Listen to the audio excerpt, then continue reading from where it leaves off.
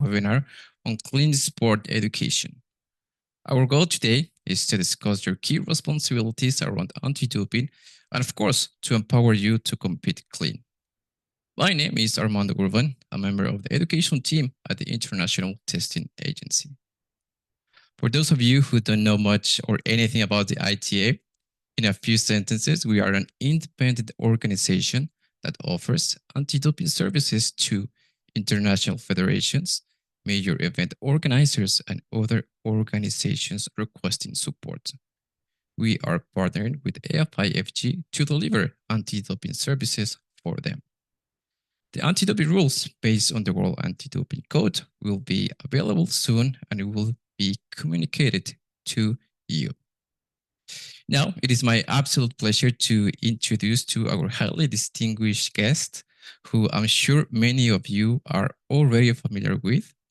I would like to offer the floor for a few words to Alexander, FIFG President, and to Guy Burnett, FIFG Treasurer. Thank you both for joining us today. The floor is yours. Good evening, everybody. Good evening, athletes. Good evening, players, and all other audiences. Good evening, Guy. And thank you very much to the ITE to organize this actually first step into a clean sport, which actually we believe we have already. We are actually very pleased to do the first step, to a very important step in front to be a serious sport, to do more, to do actually the requirements which we have from Sports Accord and also from the Olympic Committee, and actually also for us and for mostly for us and for our health, and actually also for the fair play and foot golf. And actually, we are coming now from the stage where we could actually call us, let's say, from players, we are moving to athletes. To move to athletes, we have to have also some responsibilities, which are actually highlighted also in this webinar. This webinar will be the first of some webinars, which we will also perform in our regions, in their time zones, and also will be a part of the education, which we will perform from the FIFG together with the ITA. The ITA is, if you don't know them, they will actually introduce themselves more, but it's the most professional actually company association which is working on anti-doping, on education, and have been also the official anti-doping agency in the Olympic Games in Paris. I want to also thank you to Guy Pernet. Guy Pernet is taking over the anti-doping program of the FFG. He is home from Lausanne. He will have a doorstep away from the ITA. And actually, I'm very happy that the whole team also support that. And also thank you very much to all presidents and all players who actually welcomed this education. A lot of players have been a little bit skeptic, but I think after this first webinar and also after the education which you will have in the future, you will actually know why we are doing this. It's not also because of you, mostly because of fair play and also the image of foot golf. And I think we are in good hands with the ATA with this webinar. And thank you very much to the whole team which dedicated and was actually supporting us on these first steps. Thank you. Thank you, Alexander, for joining us and for your message. All right, so let's move on. This session is designed to be interactive. So before we start, let's check out how you can get involved. First of all, we have the chat. Please use this now as you have been using to please introduce yourself. Also, feel free to use it if you want to let us know anything during the webinar. We also have the Q&A button. You should see the Q&A button on the bottom of your screen. This will be open throughout the session, and we will leave time at the end of the session to answer your questions live. Throughout the session, there will be poll questions, particularly at the end, for you to answer. These are anonymous, so please don't be shy to participate. And of course, we kindly ask for your participation. And a couple of more housekeeping points. You will receive the presentation slides after the session ends, along with a survey link for you to complete. Finally, please note that this session is being recorded and that you have also available the captions options for you to use. All right. So I would like to start today with a story which I hope shows the importance of knowledge of anti-doping and why being informed will prepare you to apply what you know in real life situations. So let me start with this story. There was an athlete who was very experienced. He had competed at the Olympics, and while he was training, he got sunburned lips. This athlete, of course, went to his team doctor and he asked for a medication to treat the sunburn, as it was, of course, quite painful. The team doctor went to the pharmacy and bought the medication that you can see in a few seconds on your screen. The package of the medication, just like this one that you are looking at your screen, clearly show that the medication contains clostebol, which is a substance prohibited at all times for athletes because it's an anabolic agent which can enhance an athlete's performance and have negative effects on, of course, the athlete's health. The doctor, unfortunately, did not identify that the medication contained a prohibited substance and that the athlete did not do any check themselves. And I think by now you might be able to guess what happened. Well, the athlete was tested and fortunately, then he tested positive. So let's go ahead and launch a poll to see what you think happened in this scenario. And remember that all your responses are totally anonymous, so please don't hesitate to participate. And the options that you have to choose from are, number one, the athlete was not sanctioned. The athlete was given just a public warning. The athlete was banned from all sport for 3 months, or the athlete was banned from all sport for 18 months. And as we wait for everyone responses, please take a moment to really think about what could happen in this situation and imagine being in the athlete's shoes of on this situation. How would you feel if a simple mistake might lead to different consequences? And I can see that we are receiving a great amount of answers. So thank you so much for your responses. And I can see that the majority of you chose the athlete was banned from all sport for 18 months. So the correct answer is that the athlete indeed received an 18-month ban from all sports. As a result, the athlete missed the opportunity to compete in the Olympic Games, which took place during that period. So what you need to know is that anti-doping is based on the principle of strict liability. This means that an athlete is solely responsible for everything they use and that is found in their body. And an anti-doping rule violation will occur whether or not an athlete intentionally or unintentionally use a prohibited substance. It is never an excuse for an athlete to say, I didn't know, or my doctor gave it to me. You as an athlete will face the consequences. So this is one of the reasons it is so important for you as athletes to know and understand your anti-doping responsibilities and be empowered to protect your integrity, your sport, and your legacy. So today we're here to guide you every step of the way. So let's dive in and start with some of the key things that you need to know. First of all, we will start with an overview of the anti-doping rules and where you can find them. Then we'll move on to how to check medications before you use them. After that, we will look at therapeutic use exemptions or TUEs. And next, we will discuss how to make informed decisions about supplement use. Following that, we will cover what happens during the doping control, of course, including your rights and responsibilities. And we will also go over on how to report doping in sport.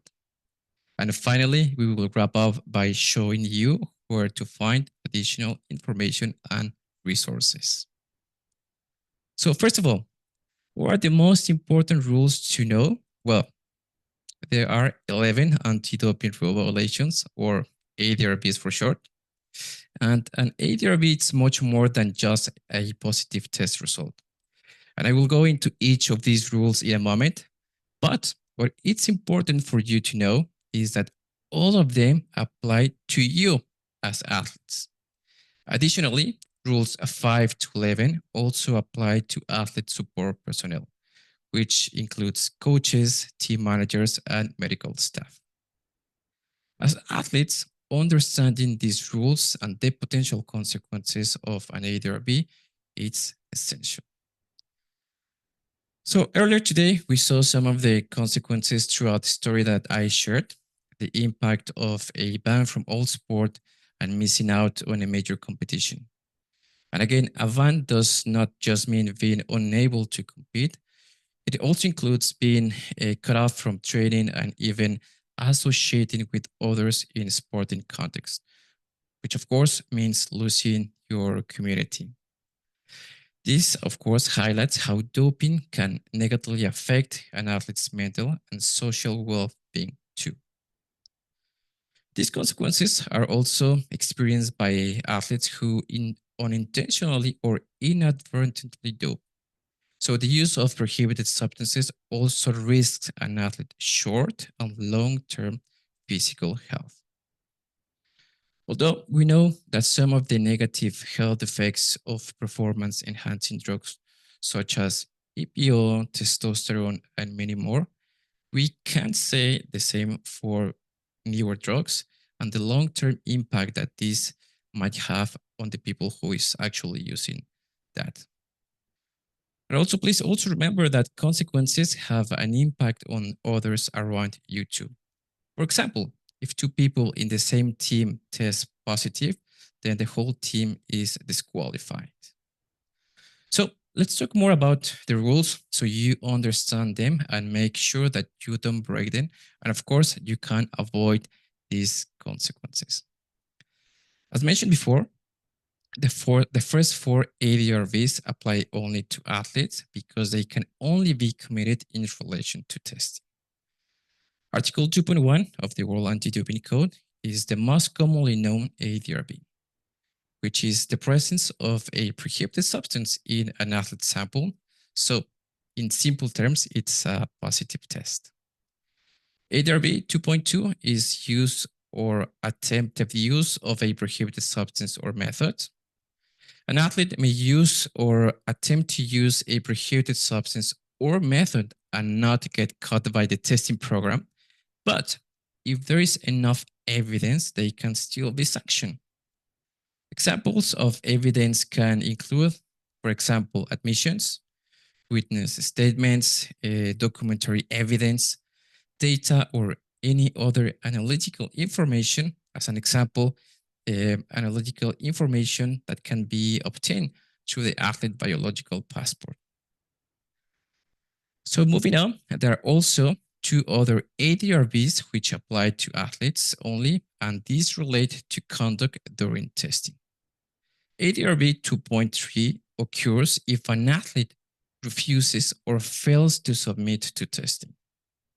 If an athlete deliberately avoids being tested, the sanction for this can be just as serious as an athlete testing positive for a prohibited substance. ADRB 2.4 is whereabouts failures. This ADRB concerns athletes who are in a registered testing pool, or RTP for short. And these athletes have specific obligations to provide their whereabouts information to an anti-doping organization about where they are at specific times, so testing can take place with no advance notice. Now, if we move to ADRBs 2.5 to 2.11, these apply to athletes and athlete support personnel. And these are 2.5 tampering, which means interfering with doping control, including during the prosecution of a case. 2.6 is possessing a prohibited substance. 2.7, trafficking, handling, transporting, or selling of prohibited substances. 2.8, administration, giving an athlete a prohibited substance. 2.9, complicity, involvement in any ADRB in any way. 2.10, which is prohibited association. This relates to working in sports capacity with anyone currently banned from sport. 2.11, which is discouraging or retaliating against reporting doping in sport.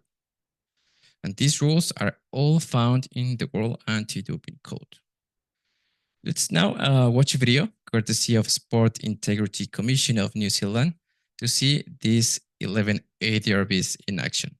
Let's play this video. The Sport Integrity Commission presents the anti-doping rule violations, starring these guys. Oh, no, careful. He's got it. Oh, he's dropped it. Also starring this guy. All right, let's begin. There can be no presence of a prohibited substance or its metabolites or markers in an athlete's sample. You cannot use or attempt to use a prohibited substance or method. You cannot evade doping control, hide from them, or refuse to provide a sample. Registered testing pool athletes, you need to be where you say you will be so the testers can find you.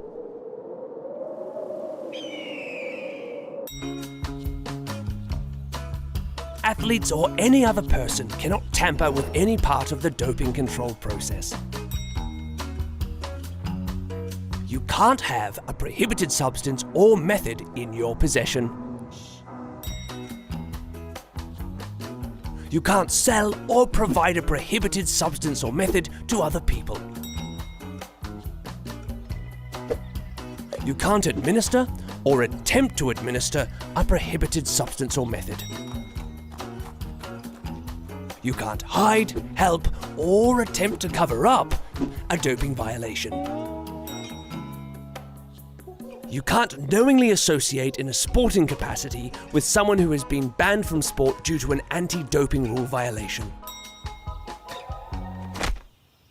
You cannot discourage or retaliate against somebody for reporting suspicious behavior. So there you go. Don't play with your health or reputation. Play the game. Oh, he scored it this time. Oh no, he's dropped it again. Nice smile though.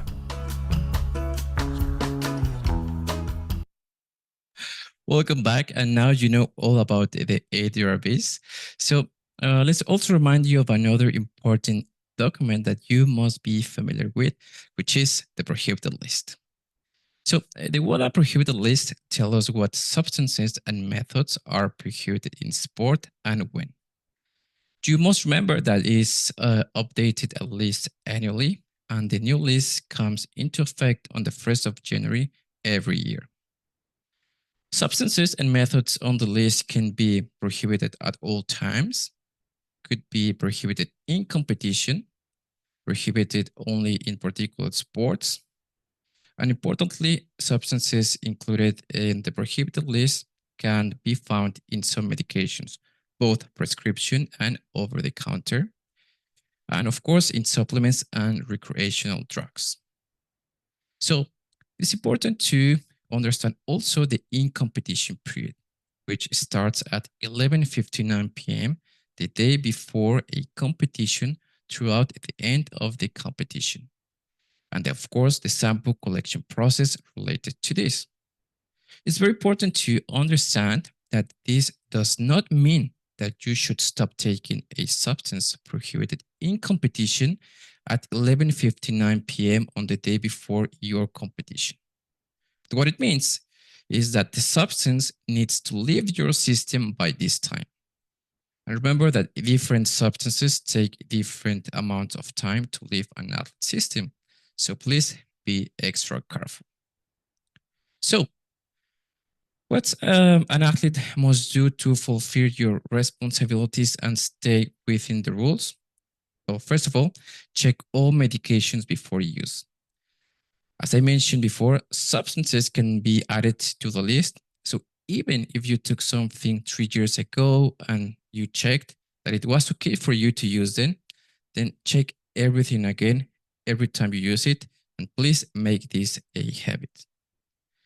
You can look at the prohibited list directly, but for additional support for you, you can also check with your team doctor. You can also check with your pharmacists who understand the athlete responsibilities. Check with your national anti-doping organization. You can also use a reliable online resource such as Global Draw. Global Draw is an online database based on the most current version of the prohibited list. And now we have a video to play to show you how Global DRO works. Let's play this video now. This is a quick demonstration about how to search for a medication online to see if it is permitted for you to use as an athlete. Go to globaldro.com. For the purpose of this video, select that you are in the UK. Tell the service that you are an athlete. Tell the service the sport you compete in. And then enter the name of the product you intend to use. Look at the results for the specific product or brand that you would like to take. In this instance, let's say you're looking up cortisone, which can be an ingredient in different medications. This step, you're looking at several pieces of information. The first thing is to check the route of administration, so whether it should be taken orally, inhaled, or applied topically. And as a reminder, with any medication, you should only use it as advised to be used. The next thing that you really need to pay attention to are the in-competition and out-of-competition periods. Sometimes it can be hours before an event, so it is really important that you do know the definition of the in-competition period of your sport.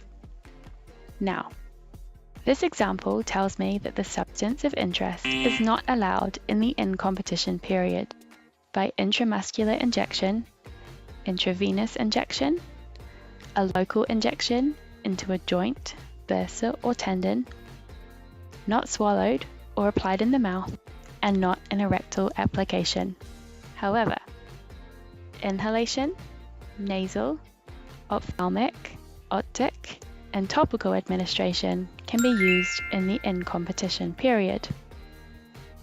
On the other hand, all routes of administration are allowed during the out-of-competition period. Make sure to always check the conditions of use at the bottom of the page. For example, for cortisone and other glucocorticoids, WADA has defined a washout period for the out-of-competition use of glucocorticoids. If you have any doubts about the process at all, please ask our ITA Education Ambassador for assistance. Welcome back. So you may have noticed that one of the first fields that you have to select when using this tool is your sport nationality. And of course, not all nationalities are listed. If you can identify the active ingredient on a medication, you can choose any country and search by that specific ingredient in Global DRO. And now on the screen, you will see some examples of active ingredients of medications.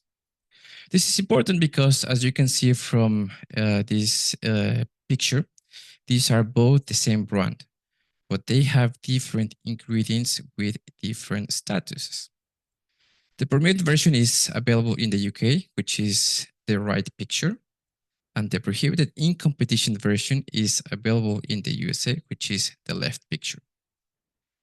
An athlete made, unfortunately, this mistake during the Olympic Games and tested positive and had to return the Olympic medal. So again, the advice is that you can always ask a pharmacist or doctor to point out the ingredients and check against the prohibited list and in Global Draw. So please make sure to always do this before you use any medication.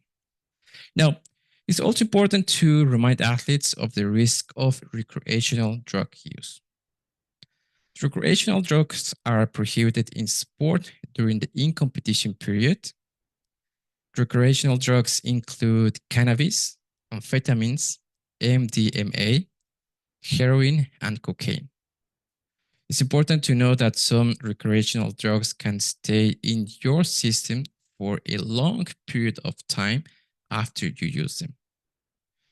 If you as an athlete or if your athletes use recreational drugs, please be aware that they are taking the risk of a positive test in competition and of course the consequences that come with this. Also important to know that in many countries, recreational drugs are illegal and using them can lead to legal consequences outside the sport. Finally, please be mindful of the risks involved with recreational drug use and make informed decisions to avoid any negative consequences. Now, I would like to pause here to say that there have been recent cases of athletes receiving ADRBs after testing positive for recreational drug use, including, of course, cannabis and cocaine. In each case, the athlete received a ban, and in other words, it was suspended, and the period of ineligibility varied depending on the detailed circumstances of each case. Disqualification of results was another common factor, but in addition, athletes were also generally responsible for their legal cost and a fine. Now, if we look closely at one example, the athlete admitted to taking drugs during a party for non-performance enhancing reasons. And he said it was just a party thing. But you can see the impact that receiving an ADRB has made on one athlete through, of course, this statement that is on your screen now. So these are real examples that underline the importance of you and your athletes to know the rules and to understand them, and importantly, to know how to apply them. Now, secondly, it's important for you to know that an athlete has an anti-doping right to have their health protected. This means that if an athlete has a condition, illness, or injury that requires a substance or method on the prohibited list, they can apply for a therapeutic use exemption. The requirements to obtain a TUE are strict, and of course, they require a complete medical file to support this. An approved TUE gives an athlete permission to use a substance or method on the prohibited list without the risk of a sanction. Now, there is a detailed application process and, of course, a strict criteria under which a TUE will be granted. So please, and I would like to emphasize here, take the time to read more about TUEs. For example, who should apply to, when to apply. So please do so, and please also scan the QR code for more information. Please note that specific information about FIFG will be added soon, but the general principles that you can see there will apply for you as well.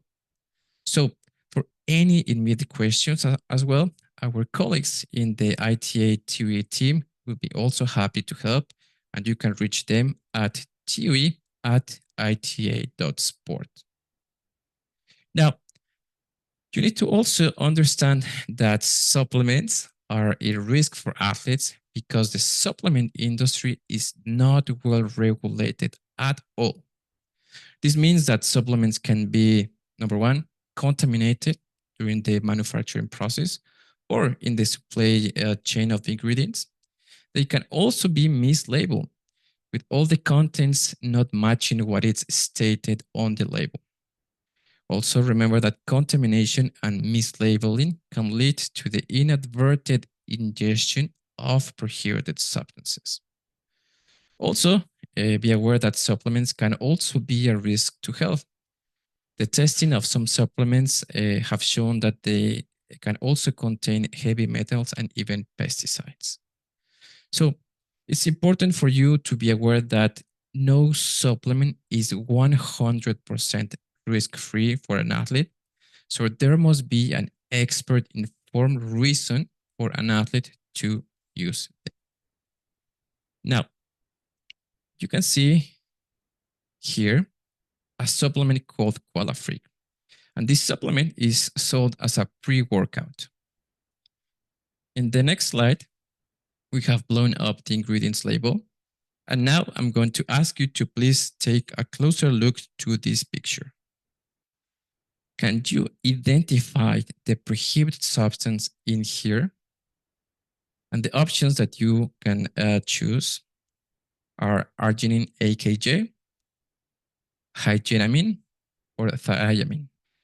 And the right answer is hygenamine. If an athlete tests positive for this, they will be sanctioned with an anti-doping rule violation. Now, please also note that the amount of caffeine in one scoop of this product is the equivalent of almost 5 Starbucks single shot espressos, or even similar to 10 cans of Coca-Cola, which probably is not going to be good for anyone who uses, of course, this product. Now, let's take a look at another supplement. This one, it's a protein powder. Once again, please take a closer look at the label. And can anyone spot anything that might be a cause for concern? Take a look, please. And if you do, please go ahead. And this time, please write in the chat if you found something. I have to say that this one is a bit of a tricky one. And I can see that some of you might think like it's glutamine, arginine, right? Any other thoughts? Arginine again, thank you for your response. Let's wait for one more. BCAs, all right. So as I just mentioned, this one is a little bit of a tricky one, but this one serves as an important lesson. There is nothing on this label which is prohibited in sport, but testing on this product revealed the presence of andarine and ostarine, which both substances are prohibited in sport. So again, whether this product was contaminated or mislabeled, and who really knows, what we do know is that if an athlete used this product and were tested, they will have been positive and they will have been sanctioned with an anti-doping rule violation.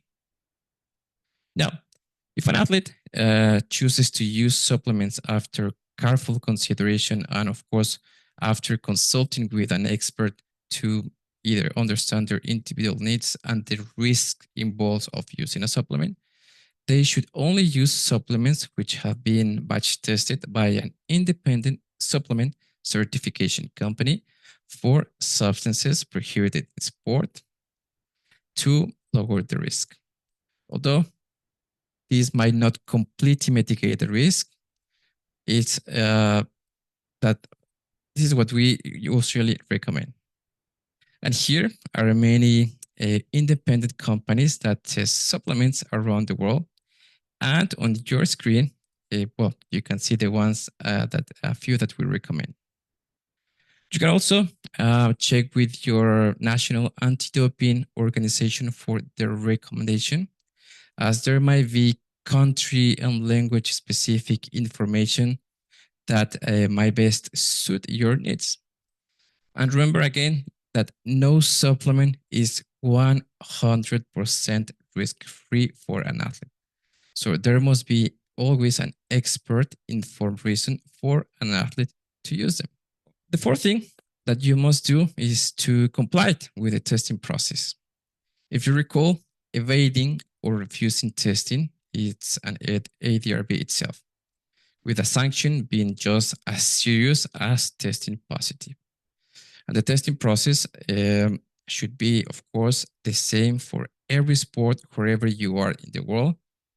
And now we have a video courtesy of the Japanese anti-doping agency on what happens during testing. So let's watch this video.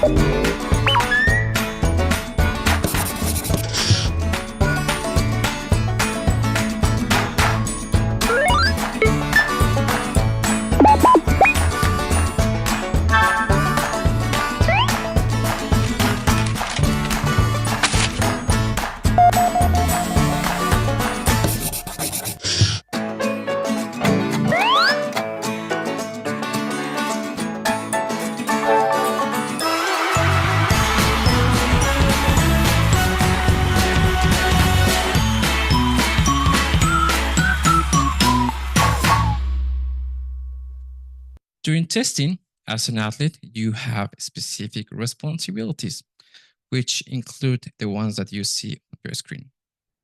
Number one, reporting for testing immediately when notified.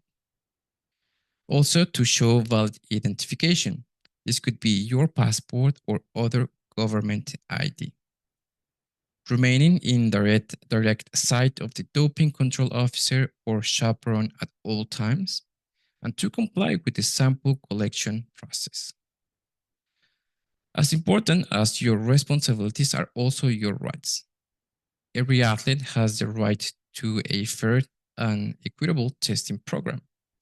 This means that you have the right to have a representative with you. This could be a coach, team manager, or medical staff.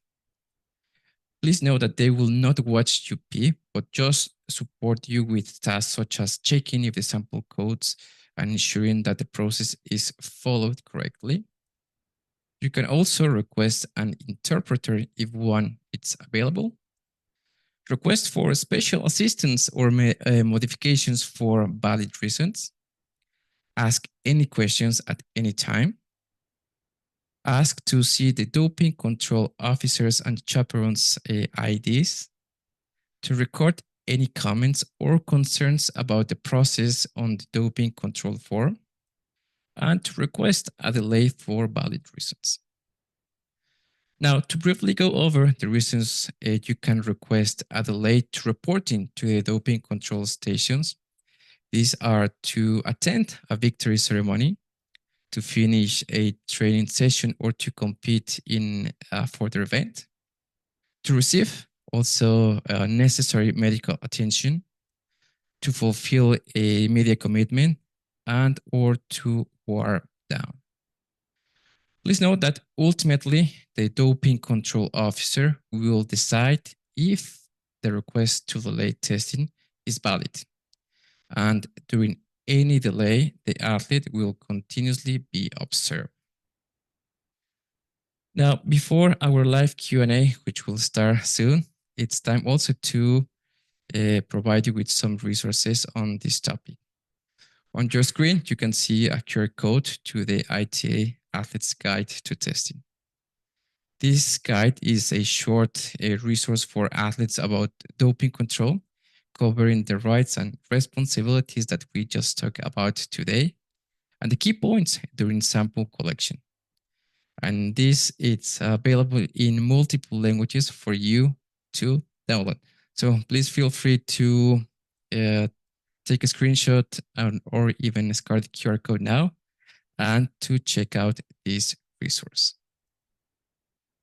In addition to your direct anti-doping responsibilities, we all as members of the sport community have a responsibility to be proactive, part of keeping our sports clean. And this is where actually proactive reporting comes in. So one of the first questions we get about reporting is, what can I report? Well, anyone within the sport community can report anything they see, hear, know, or suspect. It can be something from the past, something happening now, or something someone intends to do in the future. It can be about athletes, could be about coaches, team doctors, could be about physios, administrators, or parents of athletes. All information that you provide about doping or potential doping in sport, it's always important, no matter how big or small it is. Now, Real, it's the ITA secure reporting platform, and any information you provide is always confidential and can be also anonymous. The information you provide is processed with the highest level of integrity and rigor. Importantly, the protection of the identity of anyone who proactively reports information is at the heart of the ITA's intelligence and investigations work. To report in any language, you have a few options. You can use our web-based reporting platform. You can send also an anonymous WhatsApp, or you can send us an anonymous email. And we have included the QR codes on the screen and a reminder that you will receive the slides shortly after the webinar. So let's now take what you know and put this into practice. And we have now a few case scenarios. So the first scenario, imagine that you are suffering with allergies and you go into the pharmacy and you pick up a medication. What is the potential anti-doping issue in this case? Can you identify it? The options that you have to choose are, there's no issue, it's just an allergy medication. My allergies are actually affecting my training, or common medications to relieve allergy symptoms can contain ingredients prohibited in sport. So the answer is common medications to relieve allergy symptoms can also contain ingredients prohibited in sport. So given that any medication, including those that you can buy in a pharmacy, could contain prohibited substances, remember to always check all your medications before you use them. As a reminder, you can contact your national anti-doping organization, or you can also use global DRO to do this. If you are maybe in the pharmacy, you can ask the pharmacist to please point out the active ingredients in any medication so you can make sure that you are checking things correctly. Also, as a second reminder, the prohibited list is updated on the 1st of January, and substances and methods, again, can be added to the list. So you always need to check everything and every time you use it. All right, so let's go into case scenario number 2. Imagine that you have just had a competition of your life and you just won the gold medal. Your family is at the finish line and they want to speak to you. Your coach is strongly encourage you to go and to meet them. But you have been selected for doping control. The question is, what is the potential anti-doping issue in this scenario? And the options that you have to choose from are, there is no issue, the doping control officer can wait for me, or I will maybe upset my family if I don't go and speak to them, or there is a risk of an anti-doping rule violation. Perfect. So there is, of course, a risk of an anti-doping rule violation. Remember that an athlete has the responsibility to report to the doping control station as soon as possible. So, of course, meeting your family will not be a valid reason to request a delay to this, and to not to report to the doping control station could result in an ADRB, which is evading, refusing, or failing to submit to sample collection. This scenario is also an important reminder for coaches and other athlete support personnel. You must support always your athlete to fulfill their anti-doping responsibilities. And this starts with you knowing what they have to do and what they don't have to. So please make sure that you don't put them at risk. So in summary, always check all medications before use. Please apply for a TOE if you need to use a substance or method on the prohibited list, always for medical reason. Make informed decisions about supplement use. Comply with the testing process. Report any doping or suspicious activity about doping in sport. And please, if you have any questions, ask. Always, please ask. And by doing all of these things, we will protect not your just integrity, but also your sport and your future. And wrapping up now, I want to leave with some these useful links that are the main places that I will point out if you have, or if you want to know more, or if you have any questions about today's topics. And finally, just before we move on into the Q&A, we would like to remind you that as part of FIFG commitment to fair play, integrity, and athlete well-being, of course, we are dedicated to ensuring that all athletes and support personnel receive anti-doping education aligned with the values of clean sport. So again, first, I would like to reiterate that our support is always available. So please feel free to reach out to us at any time. And also, please note that in line with it, that with the FIFG declaration letter, all athletes are required to complete an anti-doping education course and provide the corresponding certificate to their team captains. This is required to be eligible for the upcoming events. This course is the WADA ADEL ILA, which stands for International Level Athletes, and it is available in many languages. So thank you to everyone who submitted questions via the chat or the Q&A. And we have noticed also your comments about the use of WDRO, which mentioned something about foot golf is not listed as a sport option by now. So at the moment, athletes can select a different sport when using global DRO, of course, to check the status of the medication, such as athletics. However, it's important to note that you can also, again, reach out to your national anti-doping organization. There's also always support available from us and from FIFG. So should you require further assistance on how to check your medication, please make sure to reach out to us. I can see our first question from Atalay Budak. First of all, thank you for sending us your question. And the question is, are magnesium calcium supplements allowed? Well, as any supplement, again, there is no guarantee that they are 100% free of prohibited substance. Again, even common supplements can't carry a risk of contamination. So again, we strongly recommend always a qualified expert, such as a sport nutritionist, a sports doctor, to first evaluate your specific needs.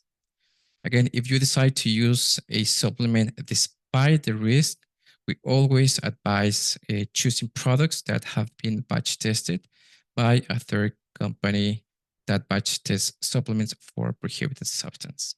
I can also see that we have another question from Sinia Dosen.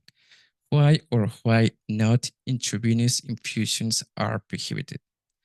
So here, please note that the IV infusion or injection of more than 100 milliliters per 12-hour period of any substance is a prohibited method, even if the substance itself is not prohibited, unless it is received while being treated, of course, in a clinical environment such as a hospital, during a surgery, or any, I would say, diagnostic process, then it could be different circumstances. All right. And thirdly, we have a question from Laura Thompson. What happens if one of your medication is conditional? Again, when checking any medications, we always advise to please use Global DRO, because actually this is a great question. If you go to Global DRO, there is also a section at the bottom of the review which mentions the special conditions for that specific substance. That means that there could be, again, specific considerations to be aware of, such as if this applies for a dose or if a certain time of period. So again, always make sure that when you review any medication or any method, you always check the conditions of use. And of course, again, always make sure to check the latest prohibited list. In the meantime, I will maybe check with Alex if you would like to say a few words to our attendees. The most questions I've got the last days from athletes, we can then call them now athletes, become athletes, is if they are taking, we have also senior athletes, we have a senior category, which are getting actually regular medicals, which are prescribed from the doctor, and they have to take it as a regular treatment for their health. What is here the procedure? Can they actually, however I say, register them, announce them, or what is here the procedure to help on these questions? Absolutely. Thank you for your question. And actually, this is a great, a very usual question. Again, when anyone is using any medication, even if it's already a medication that has been used for different circumstances and for different diagnoses, please, we always ask the athlete to first check if that specific substance is included in the prohibited list. In that case, this athlete or this person will have to apply for what we call a therapeutic use exemption. As we saw during the webinar, there is a process and strict criteria that should be to make sure that the process is being followed and that the therapeutic use exemption can be granted. So the criteria is always strict.